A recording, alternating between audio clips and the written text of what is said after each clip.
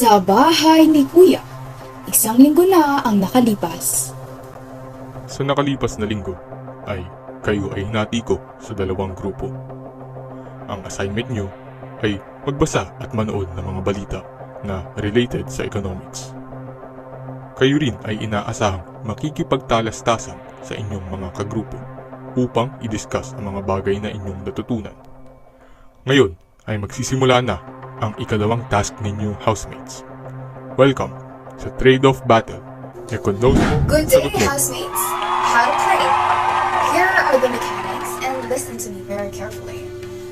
Players will be divided into two groups: firms and government, household, and economist. Second, players must complete each sentence by filling in what is missing. It can be words or terms. Sa pagsagot, pindutin lamang ang inyong mga designated buzzers. Kayo ay titikitan ng 10 sticky notes sa mukha, 5 bawat miyembro. Ito ay matatanggal lamang sa bawat tamang sagot na makukuha ninyo. Ang pinakamaraming sticky notes na matatanggal ay ang tatanghalin panalo. Basic, right? But here is the twist. Kung sino makakakuha ng mataas na puntos, sila ay maliligtas sa ating eviction night regarding how high points they might receive during the nomination night. So it is a battle of now or none. Ang tanong, housemates, ready na ba kayo? Para sa unang katanungan, the aggregate supply curve shows the relationship between the blank and blank. Yes, Aling Marites, what is the answer? Price level and output. Tama ba siya? Tignan natin. Ikunos mo, sagot mo. Ang aggregate supply curve ay nagpapakita ng ugnayan ng price level at output. Sa graph na ito ay makikita ang positive correlation ng price level at output. Ang paggalaw ng price level ay magdudulot din ng paggalaw sa output. Kung kaya, ang aggregate supply curve ay upward sloping. Mahusay, Aling Marites! Susunod. The blank and the blank are the two of the models of the upward sloping short-run aggregate supply curve. Aba, it's the other team's turn. CEO Agnes, what is your answer? It's the imperfect information and sticky price models. Tama kaya si CEO Agnes? Huwag na natin patagalin pa. Let's reveal the answer. Ikunos mo, sagot mo. Tumpak! Walang labis, walang kulang, Agnes. The imperfect information model and sticky price model are used to explain the basic theory of aggregate supply. Ang dalawang model na ito ay nag-highlight ng mga particular reason for the unexpected movement in the price level which affects the fluctuations of the aggregate output. The two models of aggregate supply differ in their assumptions and emphasis, but their implications for output are similar. Next question. In sticky price model, firms do not adjust their price instantly to changes in the economy. Thus, when they prepare to set their prices, they take into account the blank, blank, and blank. 3 words ang hinahanap. Before kayo sumagot, may twist ang question na ito. Kapag nakuha nyo ang tamang sagot at nagawa ninyong i-explain accurately, kayo ay mag-earn ng 7 points. Ngayon, pwede na pumindot sa inyong mga buzzers. Alam ko yan. Yes, Mr. President. What is your answer? Agnes, ganun yung agad, Agnes. Ang answer ko ay expected price level. The sticky price model was said to be inspired by the idea that firms do not adjust their price instantly to changes in the economy. There are numerous reasons for this. First, many prices like wages are set in relatively long-term contracts. Even without agreements, it's automatic that wages are set in long-term. Halimbawa, bilang isang nasa sektor, ng mga firm kung saan kami ay nagpapasahod. Hindi pwedeng basta-basta na lang namin i-adjust ang wages. Kung ngayon 500 kinita mo, kinabukasan 450 na lang. Sa susunod na araw, 400 na lang. Dahil sa mga economic changes. Ito ay magtutulot ng pahirap sa dalawang panig. Ikalawang rason ay firms hold prices stable to keep from annoying regular customers. Pasakit ang araw-araw na pagbabago ng presyo ng mga bilihin. Halimbawa, sa newspaper, it would really be a pain if the price of a newspaper changes from 10 pesos to 17 pesos to 13 pesos as the price of paper and ink change. At ang panghuli, firms hold prices stable because of menu cost. Tandaan na ang menu cost refers to the cost from adjusting prices. Ang pagpapalit ng mga catalogs and menus constantly bilang response sa economic changes would be very expensive for the firms. Imagine if we had a clothing business. Every day, we need to reprint its price tags to ensure that every product ay maiaakma ang presyo sa kasalukuyang dapat na presyo nito. Bukod dito, ang mga computers pa ay need din i-adjust para mabasa at makompute nito ng tama ang prices ng mga products. And to explain the situation, when firms prepare to set their prices, they take into account the expected price level. Narito si President Bongbong Marcos.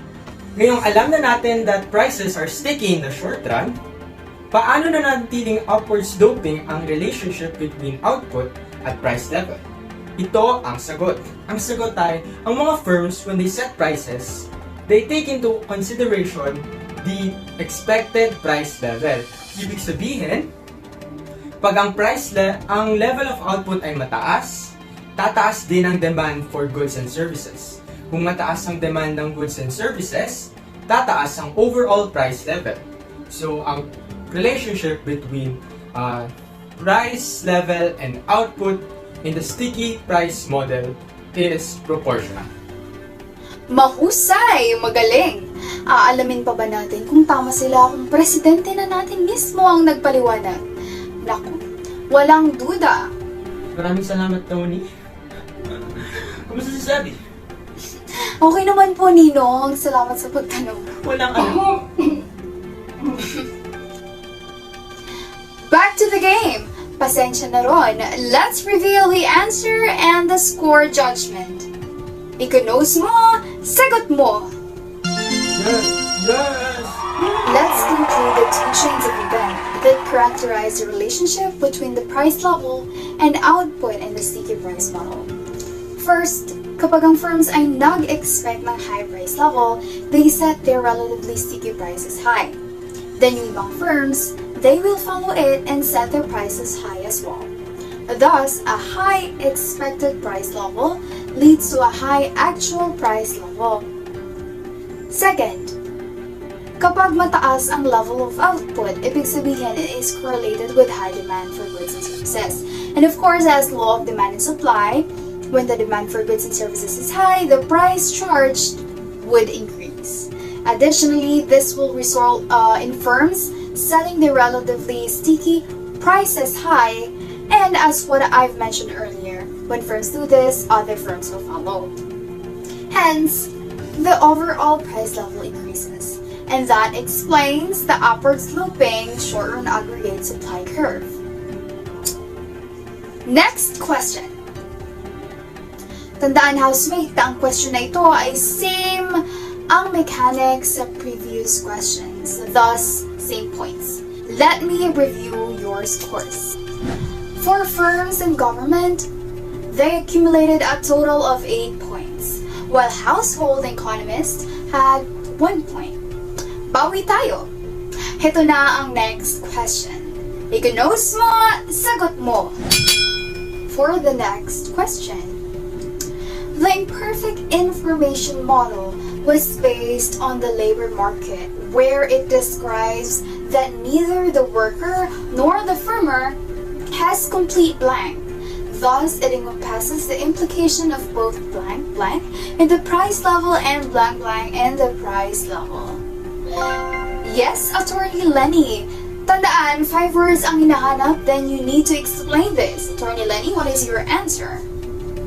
The imperfect information model was based on the labor market, where it describes that neither the worker nor the firm has completed information. Thus, it encompasses the implications of both relative changes in the price level and absolute changes in the price level. So, information, relative changes, and absolute changes.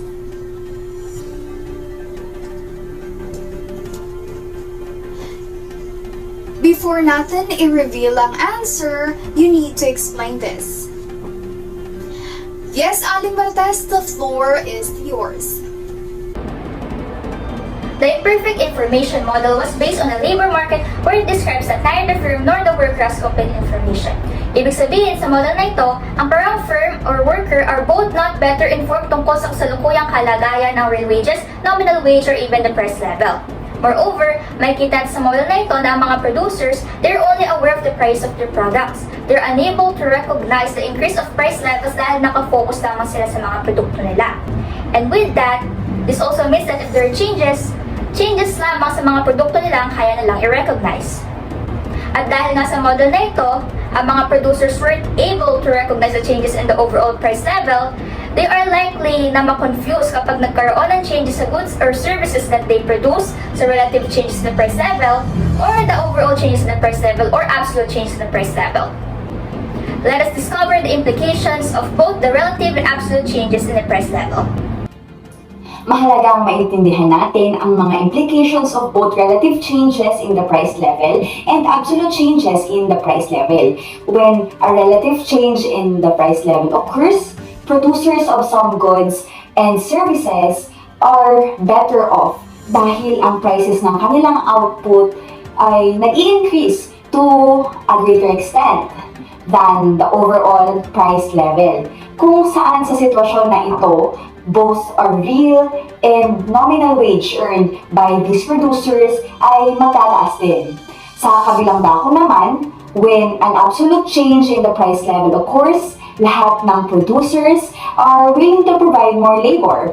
Ibig sabihin, they are willing na mag-work harder kapag alam na naman nilang kikita sila ng malaki bilang reward. Subalit, tandaan natin na producers cannot differentiate between relative changes in the price level and absolute changes in the price level. Ibig sabihin, for example, kapag ang isang producer ay nakakita ng pagbabago sa price level, unang papasok sa isip niya or i-assume niya na that is a relative change in the price level, kahit ito ay absolute change in the price level.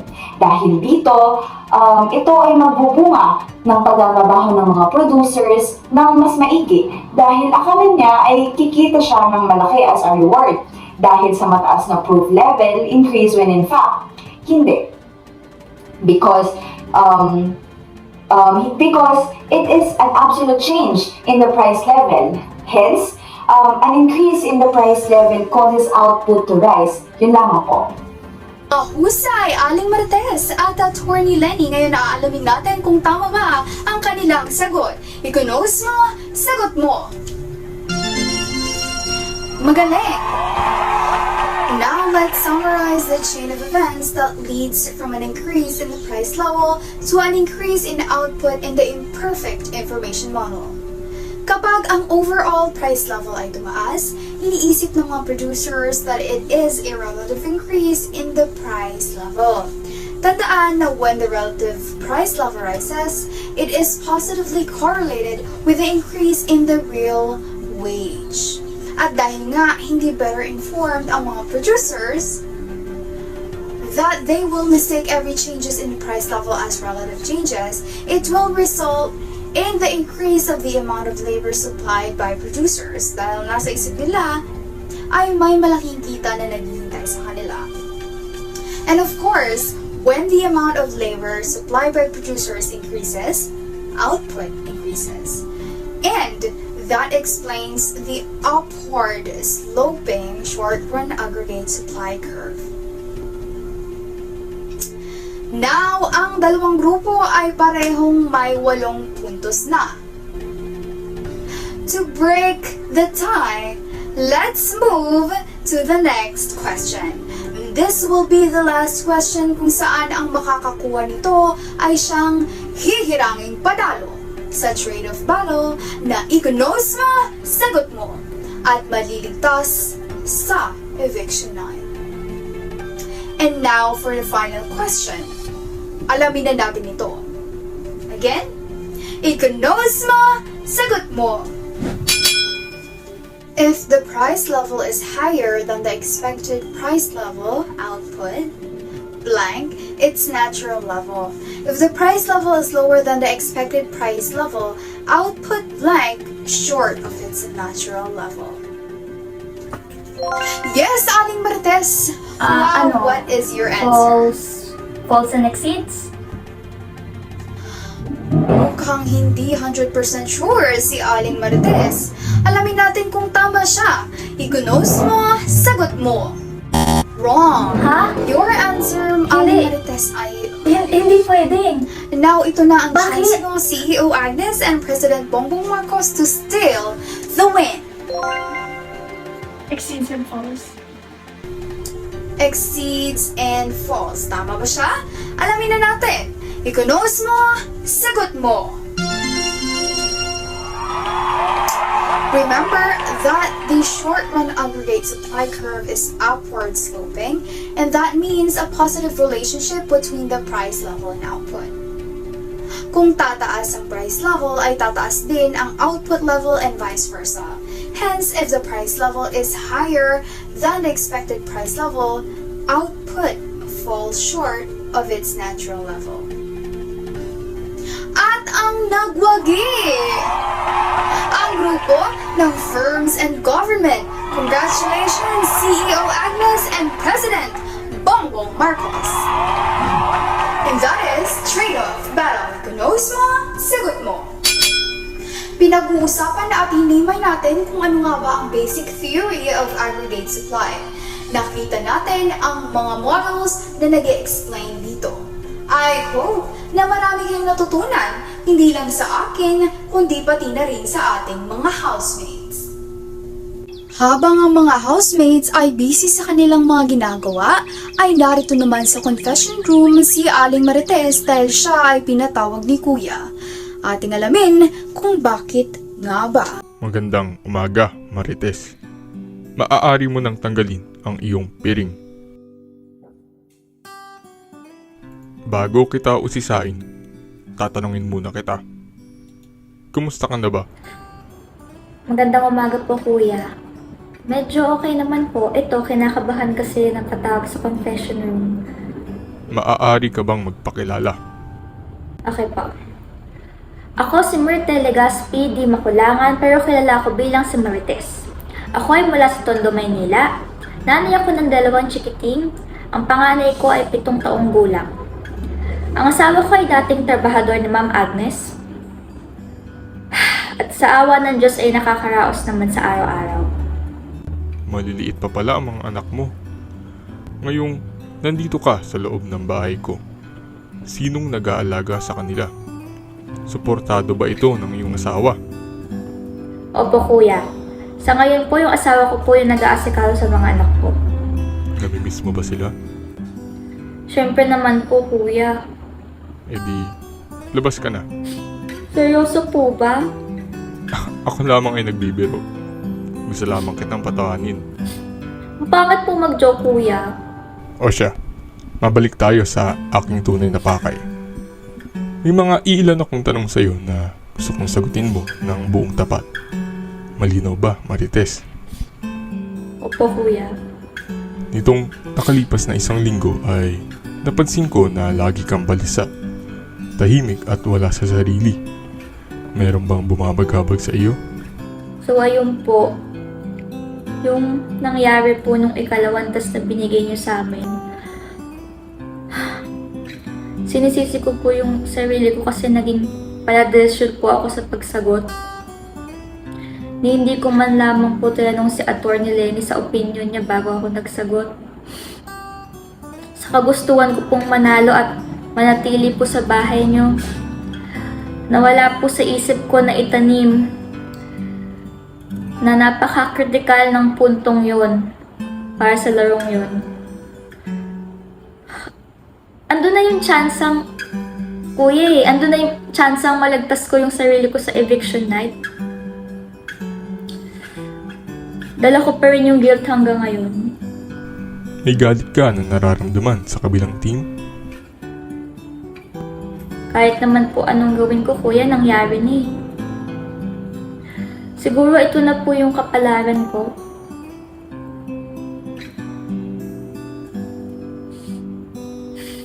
Wala akong karapatang manisi ng sino man.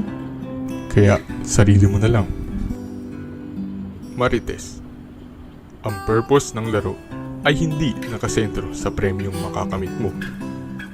Ito ay susubok sa katatagan mo bilang individual at pakikipagtulungan sa iyong kapartner. Susubukin ang kakayahan mo na malaman at maintindihan ang mga aralin sa ating ekonomiya.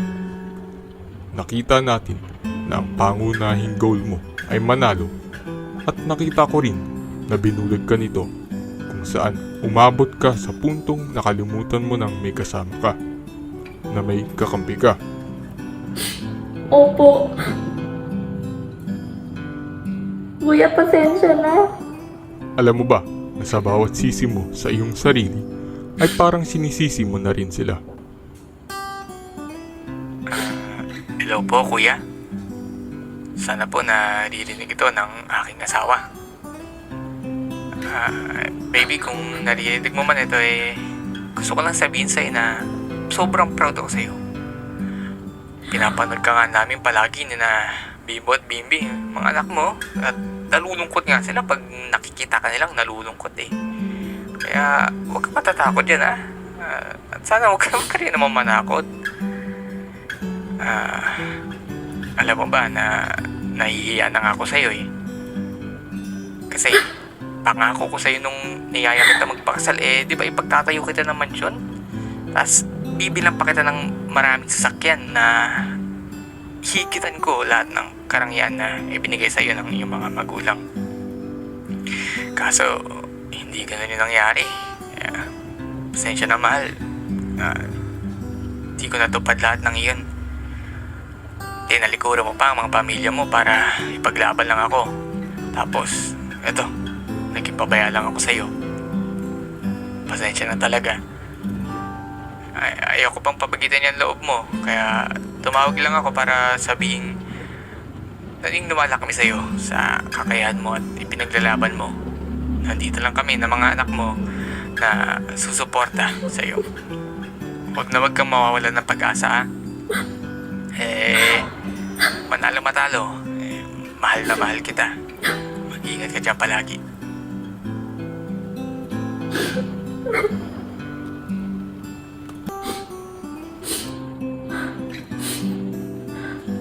Okay ka na ba, Marites? Opo, kuya.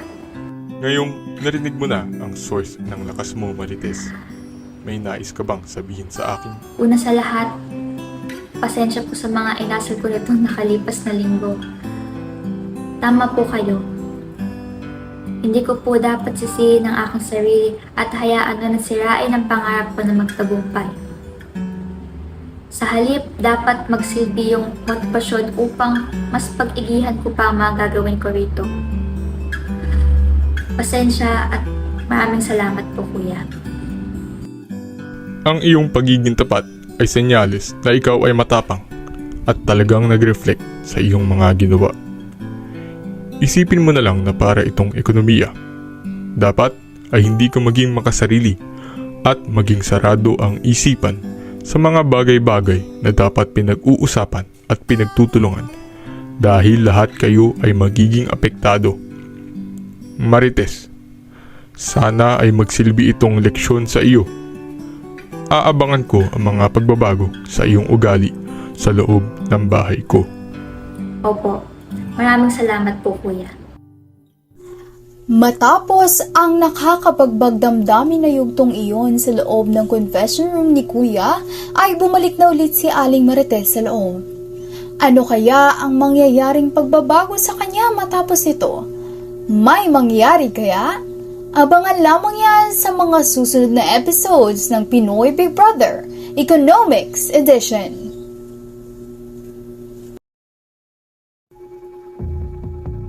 Ito na ang inaabangang nomination ng ating housemates. Ang bawat housemates ay magbibigay ng 2 points at 1 point para sa housemate na gusto nilang matanggal sa bahay ni Kuya. Sino kaya ang iboboto ng ating housemates ngayong gabi? Hello po kuya. 2 points kay Lenny. Kasi bossy at mayabang. Teka. Okay. 1 point naman kay Aling Marites. Kasi hindi siya naging sport nung nanalo kami ni Agnes. So yan. Pwede ba hingi ako ng Coke? Coke. Kuya, Coke nga. Coke. 2 points for BBM kasi hindi niya po nagawa yung part niya for the first task. At 1 point naman to Agnes kasi ang insensitive ng mga binibitawan niyang salita lalo na towards Aling Marites. 2 points kay BBM. Kasi hindi ko po siya naramdaman lalo nung unang task na binigay sa amin ni Kuya. 1 point kay Agnes. Kasi ang sakit niyang magsalita. 2 points to BBM because he didn't participate in the first test. 1 point to Aling Marites because she was not a good sport.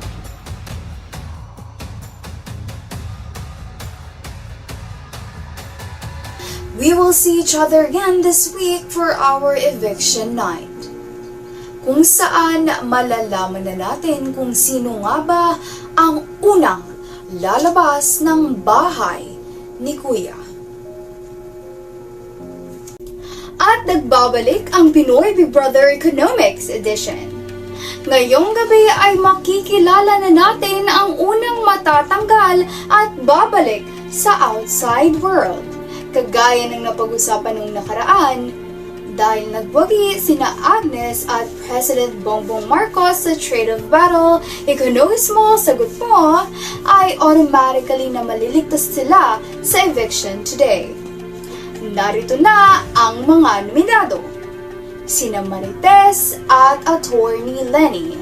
At mga kapamilya, hawak ko na po ang card na naglalaman ng pangalan ng housemate na binoto ng taong bayan upang manatili sa loob ng bahay ni Kuya. Marites, sa nakalipas na mga linggo, ikaw ay sinubok at nagpakita ng tapang sa loob ng bahay ni Kuya. Pinaantig at napapilit mo kaya ang madlang people? O ikaw ay kanilang gusto nang palabasin at pumunta sa outside world? Attorney Lenny, ang iyong galing at kabaitan ay lumutang sa iyong journey sa loob ng bahay ni Kuya. Sapat na kaya ito upang maakit mo ang mga puso ng madlang people para ikaw ay manatili at ipagpatuloy ang iyong journey sa PBB?